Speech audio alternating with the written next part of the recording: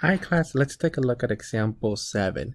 Now, in example 7, we may be tempted to do the partial fraction decomposition, but we have that x squared plus 1, which it's going to end up in some sort of a tangent inverse or one of those problems.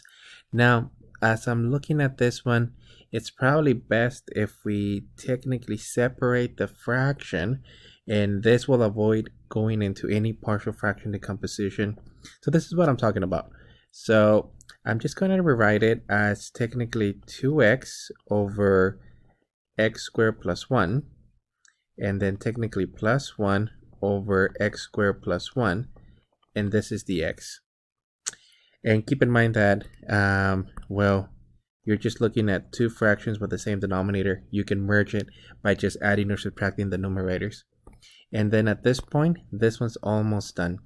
So you can now express it as technically 2x over x squared plus 1 dx plus the integral of dx over x squared plus 1. And for the first one, let me do a u substitution. So let u equal to x squared plus 1. So the u is equal to 2x dx, or du over 2x is equal to dx. So I'm rewriting it.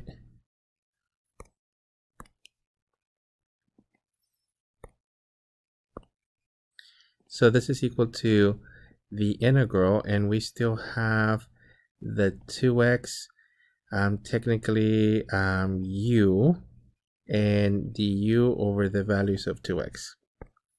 And the 2x cancel out, so we end up with technically the integral of du over u